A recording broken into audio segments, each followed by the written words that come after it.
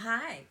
Summertime, summertime. See my summer hat? This is supposed to make you think that I'm ready to go out into my garden, but I don't have one this year. Well, I got an itty bitty one. I got a pot with some tomatoes that I go out and pick off of. It's really my husband's, but I'm helping him tend it. The reason I have the hat on is because my hair's a mess and I didn't know what else to do. My daughter-in-law sometimes worries about me because my outfits are a tad outlandish. My mama would look at me and she would say, now that's a get up if I ever saw one. And why, when we get older, do we tend to mix up our prints and all? And I've decided, since I'm there now, I can speak to this issue, and it's because we feel like it. And because I feel like it, I wanted to tell you what I'm doing with some of my time this summer. One is I'm painting. So this big old girl came out of my paintbrushes just recently, and I thought you'd like to meet her. And not only am I doing some dipping and dabbing with my paintbrushes, but I'm dipping and dabbing in some books. I've got 3 books going. Now, let me say this about someone my age reading 3 books at the same time. I don't highly recommend that because it's sort of like shuffling cards. By the time I'm done, I could have them all mishmashing together. But these books are really all on the same subject, but all approached in different ways. And I'm having a ball with them. I'm really enjoying it.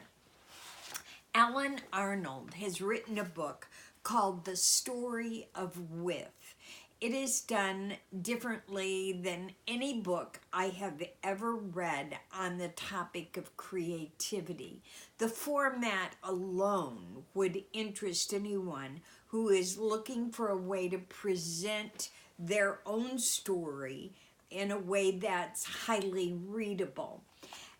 This has a story within the story. It's really a teaching book on creativity, and yet it's also a piece of fiction. It's very introspective. I found myself doing a lot of feeling. My feelings were really stirred by the questions and the way that he winds through this story within the story. I think you would enjoy it if you're into creativity and if you want to discover more of your own. It's a better way to live, love, and create. The Story of with Alan Arnold. Also, I am reading Rick Bragg's book, The Best Cook in the World, and it's about his mama. This was a gift from Anita Renfro, and she is like the best cook I know. So when she handed it to me and said, this is a must read, you are going to love it, I'm not surprised that I do. It is Rick Bragg's a memoir, and it is about his mama and her cooking, but it's bigger than that. It's about story and the importance of it and how to tell a story that will stay with people from now until Jesus comes. It is tales from his mama's kitchen, and she just happens to be someone who was brought up in the mountains of the Appalachians. And so there's a lot of folklore in here because the people who lived there, that served them well. And there's recipes all through it. Now, not all of them are you going to want to try, like the possum, how to cook a possum. You'll want to read it, but I don't know that you want to eat it. But I have been lapping up this story.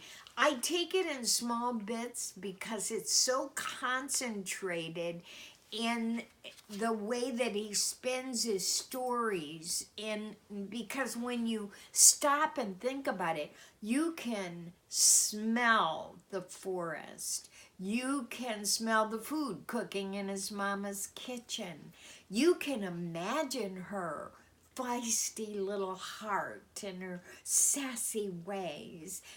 You want to sit with the characters that were real life people in Rick's story because they bring so much to the table.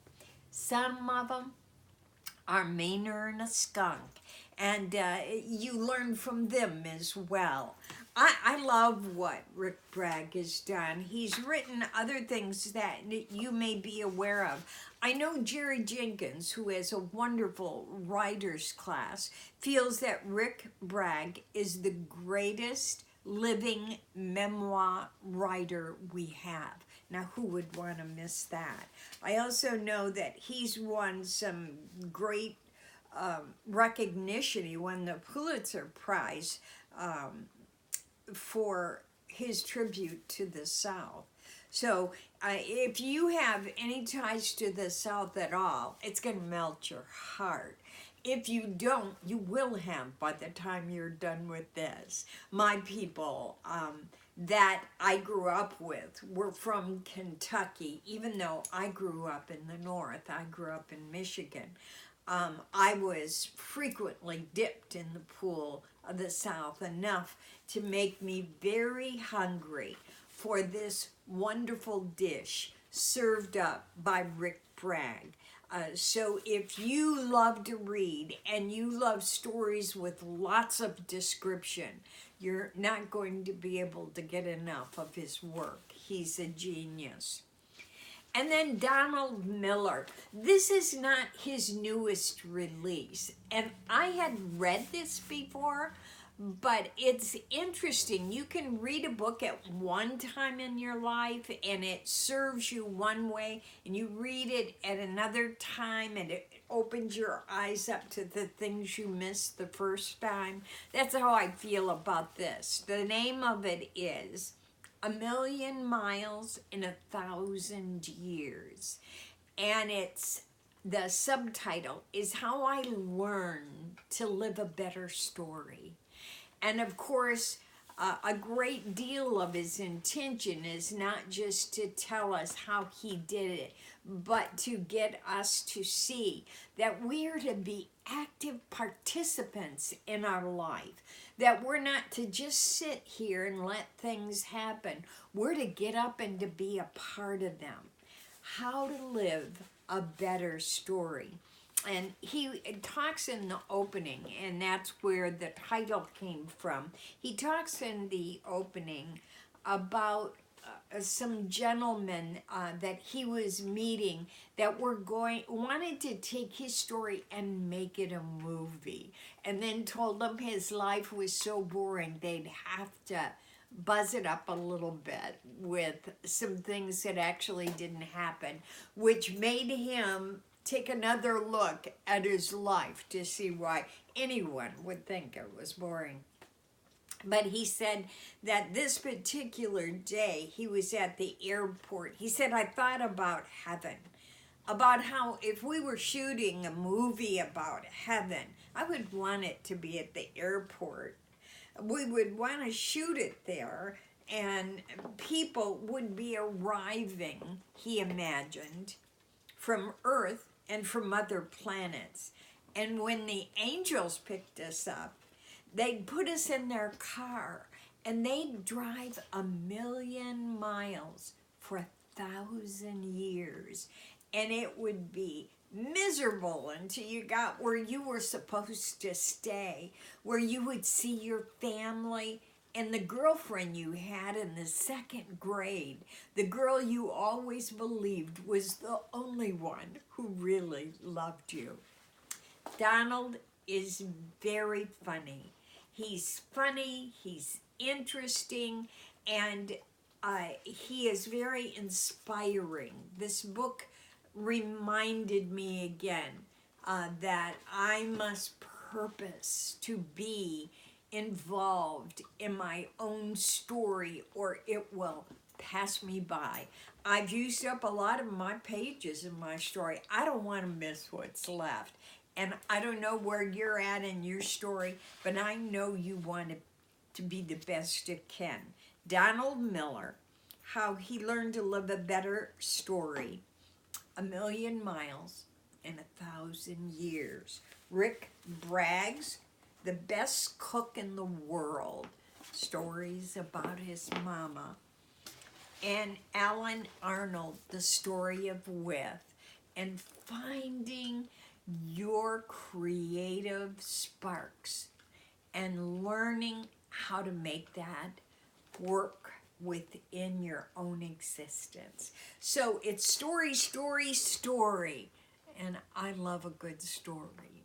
And I think you probably do too. So if you're looking for a read, these are the things I'm reading in August. And I think you might enjoy them. God bless.